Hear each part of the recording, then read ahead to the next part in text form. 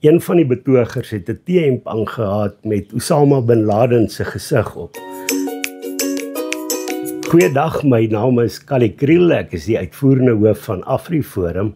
Nou, ek sien baie uit na hierdie gesprek, want soos wat mens ouer word, raak jy nostalgies. En dit is met nostalgie wat ek kan terugkyk, en dit is my altyd lekker om te praat oor waar AfriForum vandaan kom. Volgende jaar, die 26ste Maart 2026, is AfriForum presies 20 jaar oud. So ons eerste openbare verskyning, kan ek onthou, was so 'n artikel op bladsy 17 van Rapport, waar die bekendstelling van AfriForum eintlik dan die wêreld ingestuur is, die 26ste Maart. Maar natuurlik was daar 'n aanloop. AfriForum het nie sommer net ontstaan nie. Nou, ek het betrokke geraak by die Solidariteit beweging, toe dit nog nie 'n beweging was nie, toe dit die Mynwerkersunie was. Flip Buys het in 1997 hoofsekretaris geword daar. Dirk Herman is in dieselfde jaar deur Flip en sy span aangestel. En ek het 2 jaar later, in 1999, deel van die Mynwerkersunie geword. Nou voor dit was ek betrokke as 'n navorser vir generaal Viljoen. Nou ek het baie belang gestel in die politiek, maar ek het besef ek sal eerder my rol elders wil speel waar mens prakties op grondvlakke verskil kan maak. En Flip het vir my gesê, as ek ooit eendag by die Mynwerkersunie wil kom werk, dan moet ek sê, en dit is vir my lekker, toe ek nou sien, hierdie is wat ek wil doen, toe bel ek hom, en Flip het gelukkig toe nou nog nie van gedagte verander nie. Ek moes maar gou bel, net nou het hy te veel vir my geweet om my nie daar te wil hê nie. Nou, ek het begin as hoof van bemarking by die Mynwerkersunie. Nou, dit klink baie groot, maar die Mynwerkersunie was baie klein. Ons het in 'n gebou in Braamfontein gesit. Die organisasie het baie swaar getrek finansiëel. En ek het toe nie by 'n bemarkingseenheid ingestap nie. Of by 'n bemarkingsafdeling ingestap nie. Ek was eintlik by 'n bemarkingseenheid, want dit was net ek. Dirk was redakteur van die koerant, hy was kommunikasiehoof, hy was advertensiewerwer, hy was die persoon wat moet sorg dat die koerant uitgelê, gedruk en versprei word. So dit was baie klein. Ons was daai tyd minder personeel as wat die kleinste afdeling van AfriForum vandag is. En toe die proses begin om die Mynwerkersunie te omskep, wat baie wyer kyk. In 2000 was ek betrokke saam met Dirk en Flip om die Mynwerkersunie se naam te verander na Solidariteit toe.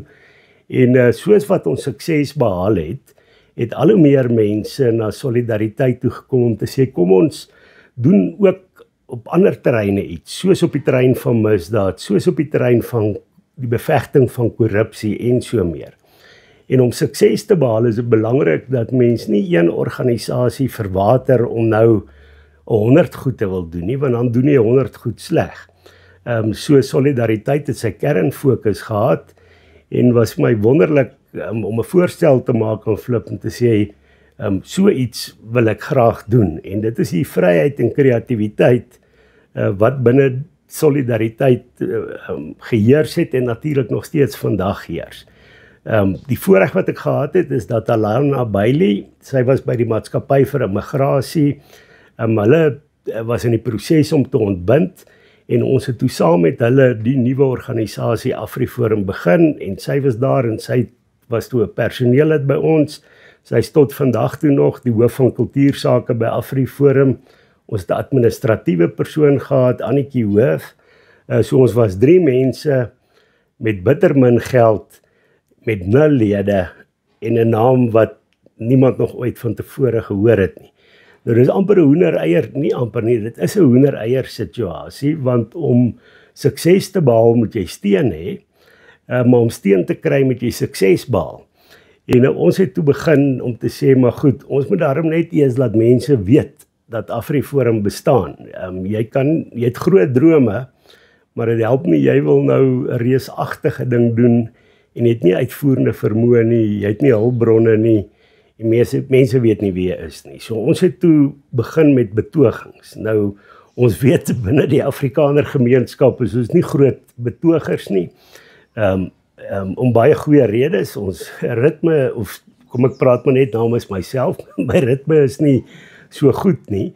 Maar ons is meer gewoond aan bou. Maar ons moes toe sê, ons moet protes begin aanteken. En daar's 'n klomp staaltjies wat gebeur, harde les wat ek geleer het daar. Eendag het ons besluit, ons gaan daar 'n Potgietersrus 'n betoging hou. Ons personeelkorps het in daai tyd baie gegroei van 3 na 4. So ons het met 4 mense gehad. En mense het gedink, jy gaan nou vir mense sê, hier's 'n betoging en hulle gaan hulle honderde opdaag. Daar gepraat met mense in Potgietersrus, gemeenskapsleiers, en toe, ek het so Fortuner 2006 model Fortuner, ons het vandag nog die Fortuner, en ek het toe laat al ons personeel in die Fortuner klim, so ons was 4 mense sterk, en ek het toe gedink as ons daar in Potgietersrus aankom, gaan die mense daar staan. Ek kom toe daaraan, toe's daar net 5. So toe was ons 9 betogers. En toe bel Sarel van der Walt, wat destyds by die SAIK daar in die noordelike provinsie was, bel my en sê, hoorie, ons kom julle betoging afneem. Nou het jy 'n probleem, want jy wil eintlik steen wys en jy wil jou naam weggooi nie. En toe doen ek maar 'n ding wat nodig was in daai tyd, om 'n verleentheid te spaar. Toe gaan ek in die dorp af en kyk op die sypaadjies, mense wat lyk of hulle bietjie tyd op hande het, en sê vir hulle, hoor, jy wil julle graag op televisie wees. En dan sê hulle, ja, sê ek nou, maar dan moet julle net saam met my kom. En toe het ek gesien hoekom dit dalk so maklik is vir die ANC om betogings te kan hou, want mense kan in die straat loop en 'n klomp mense kry. Nietemin, ons het 50 betogers gehad daardie dag, waarvan Afrikaners 'n baie klein minderheid was wat aan die betoging deelgeneem het. Maar ek het eers na die tyd agtergekom. Een van die betogers het 'n T-hemp aangehad met Osama bin Laden se gesig op. Nou dit is natuurlik nie die beeld wat AfriForum wou uitstraal nie. Maar soos wat ons momentum begin kry het en ons naam daarom net bekender begin maak het, mense het ons nog steeds op groot skaal, as hulle gehoor het van ons AgriForum genoem. Vandag is dit nog hier en daar, maar dat dit gebeur, maar ons het dit oorkom. Maar toe kon ons begin om te sê, maar kom ons begin dan met om praktiese verskil te maak. En dis maar die groei wat ons toe beleef het, is regtig nie reuse slim beplanning nie. Jy weet, baie keer sê mense, joh, maar julle het dan wonderlike goed hier reg gekry. Nou, ek moet eerlik sê, hierdie organisasie het as 'n ligte vliegtuigie opgestyg. Ons het geweet min of meer wat se rigting ons wil gaan, maar ons het nooit voorsien wat uiteindelik sou gebeur nie. En dit is die genade van die Here wat ons ontvang het, dat dinge in plek geval het, en dat mens soos wat ons aangegaan het, gesien het, maar hier is iets wat ons moes doen. Natuurlik is daar ook mislukkings in die pad, maar dis die wonderlikheid van roeping. Roeping beteken nie dat jy nie mislukkings gaan hê nie, maar roeping sê dat mens besef, jy is besig met iets groter as jouself, en wanneer jy misluk, dan gaan jy net aan. Nou, ons groot openbare deurbraak was met 'n Nestlé geval. Nou, dit het bekend geword daai tyd dat Grace Mugabe, dis nou Robert Mugabe se vrou, het melk verkoop aan Nestlé. En die probleem was, die plaas wat sy gehad het, was 'n gesteelde plaas, wat hulle by iemand weggevat het, onwettig weggevat het.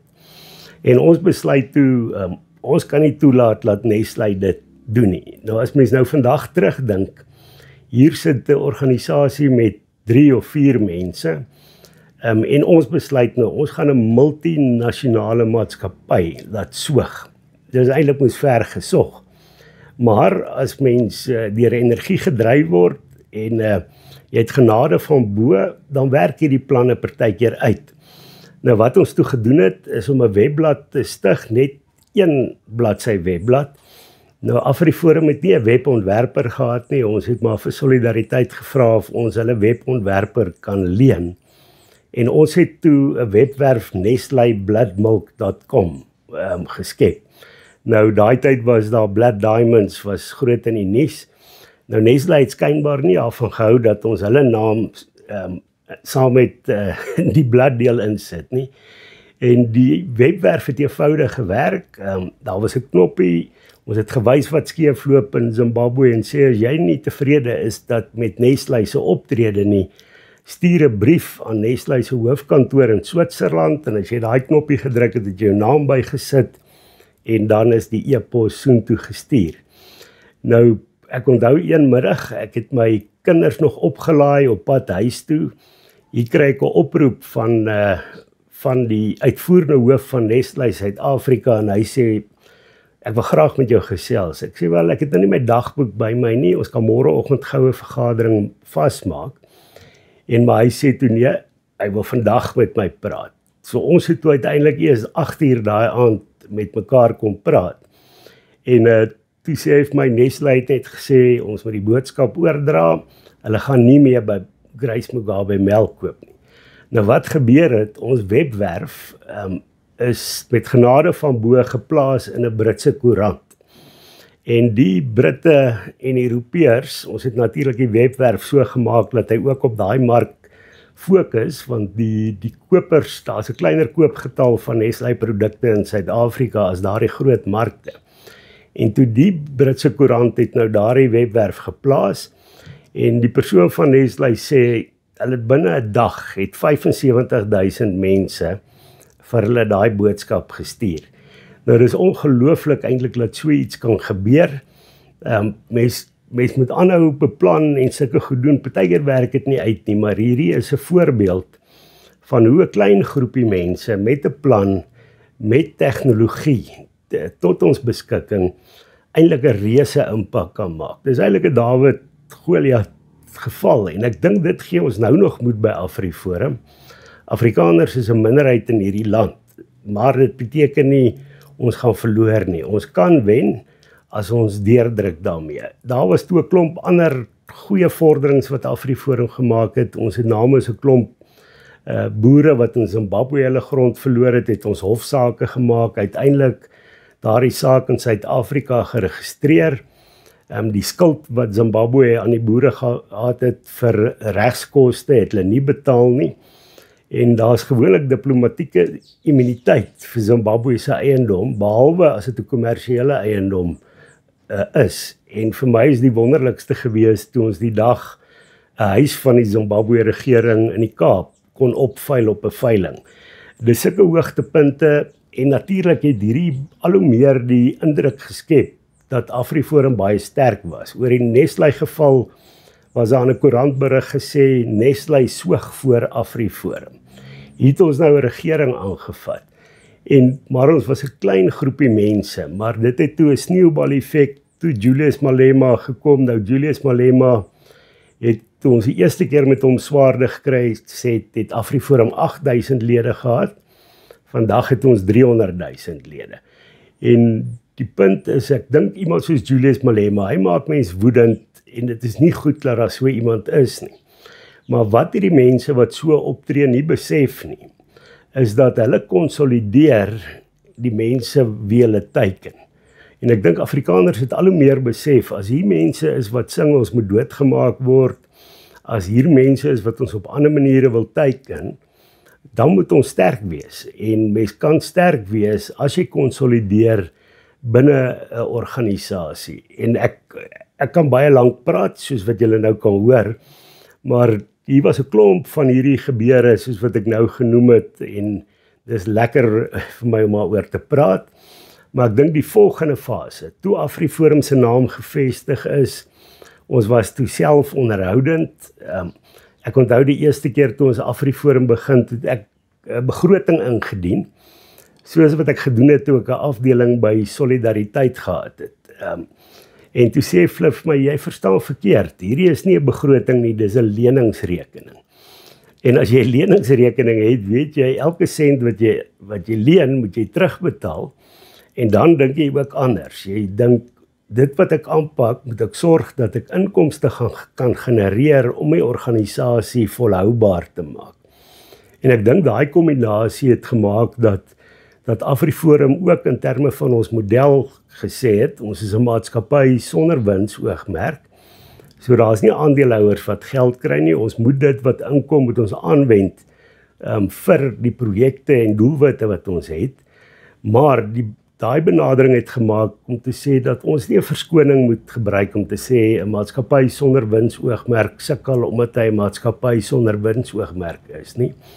Mens kan dieselfde uitnemendheid wat mense in die bestuurswêreld sien en die besigheidswêreld sien, moet ons ook toepas by maatskappye sonder winsoogmerk. Nou wat die rede hoekom ek dink ons dit kon regkry is, kyk, ek het onderwys geswat en was 'n onderwyser. Van besigheidsbestuur het ek niks geweet nie. Maar dit was vir my eintlik, ek dink die een ding wat ek dankbaar is wat ek gedoen het, ek het altyd mense aangestel wat slimmer en beter as ek is. En as jy slimmer mense as jy heeltyd aanstel, dan versterk die organisasie moes voortdurend. En dan toe ons hierdie nou reg kry het, ekonomies selfstandig, ons naam was relatief bekend, en toe kon ons oorgaan na 'n volgende fase, en ek dink die belangrikste fase om takstrukture te vestig. Nou dis baie belangrik, jy weet baie keer dink mense ons moet nou hierdie vreeslike goeie plan hê, maar as jy nie daardie plan kan uitvoer nie, dan is jou plan maar net 'n oefening in kreatiewe skryfwerk. So by AfriForum se hoofkantoor kan ons baie planne uitdink, soms dink ons meer planne uit as wat ons die hulpbronne het om uit te voer. Maar as jy regtig 'n verskil maak, moet jy mense op grondvlak hê, roepingsgedrewe mense. En ons het toe begin met 'n proses om plaaslike takke te vestig. Weereens het ek nie presies geweet wat hierdie takke moet doen nie, maar ons het toe begin gaan en die eerste paar takke was proeflopies om te kyk wat gaan ons doen. Nou baie keer is die probleme so oorweldigend en ek dink baie keer as ons vandag ook na die goed in die land kyk, dat jy voel ek kan niks hier aan doen nie. Maar die benadering was toe om te sê, maar kom ons begin met klein dinge. As mens klein dinge aanpak en jy is suksesvol, dan bou dit selfvertroue onder mense om te sê, maar ons kan iets regkry. En dan gaan jy met al hoe groter en groter projekte. Nou, ons het begin om paaie reg te maak, slaggate reg te maak. Baie min wat ons het met die begin van die takke was daar nie soveel mense betrokke nie. Maar as iemand 'n slaggat regmaak, dan sê hulle, hoorie, maar nou kan ek, as ek mens dit kan doen, kan jy moes nou na 'n volgende fase toe gaan. Dan kan mens begin die omgewing skoner maak. En as jy dit kan doen, dan kan jy moes op 'n hoër vlak nog, dan kan jy begin kyk na jou eie veiligheid. En toe het AfriForum ook 'n veiligheidsafdeling ontwikkel. Nou ons is vandag dankbaar dat ons 170 takke het en dat ons 177 buurtwagte het. Met meer as 10,000 vrywilligers. En dit bou daai momentum om te sê, ons is nie uitgelewer aan dit wat president Ramaphosa of enige van die ANC leiers aanvang nie. Ons toekoms lê in ons eie hande, ons roeping en ons verstand wat ons van die Here ontvang het, en dan gebruik ons daardie hande, roeping en verstand om die omgewing te bou waarin ons kinders wil grootmaak. So as ons na ons eie veiligheid kyk, ons knap ons eie woonbuurte op, dan het ons gesê, dan moet ons meer begin doen. Ek het nog baie lank gepraat, daar is nog baie om te sê, maar ek weet, julle het ander werk ook om te doen, ek kan die hele dag kyk.